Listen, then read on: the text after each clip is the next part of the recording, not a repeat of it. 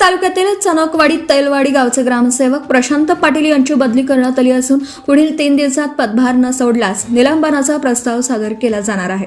ग्रामसेवक प्रशांत पाटील यांची बदली करावी म्हणून चनकवाडी तैलवाडी गावकऱ्यांच्या वतीने पैठण पंचायत समिती कार्यालयासमोर गेल्या 2 दिवसापासून आमरण उपोषण सुरू करण्यात आलं होतं।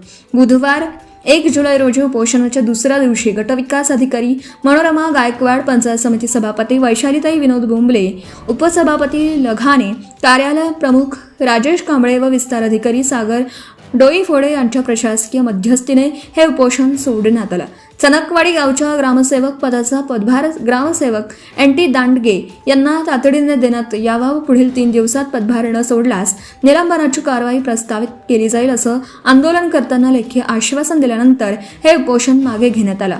या उपोषणात संतोष बोठे, गोरख मोहिते, सुनील तिजोरे, रामेश्वर बावणे, नागनाथ ससाने, रामराव बोठे, जालिंदर मोहिते, विजय ससाने, कैलास बोरुडे, शंकर कदम, अंकुश साळुंखे, राहुल गजोभिव, भाऊ वाघमारे, जया ससाने, भारामती मोरे, तारामती मोरे, उज्ज्वला मगरे, छाया मगरे, शारदाबाई बोरुडे, सईबाई गायकवाड, ताराबाई खवले, सुनीता बोठे, मीनाबाई पवार, तुकाराम पवार, मारुती गायकवाड यांच्यासह अनेक गावकऱ्यांनी सहभाग घेतला होता। 10 न्यूज सह्याद्रीसाठी ब्युरो चीफ शिवाजी गाडे, पैठण, छत्रपती संभाजीनगर।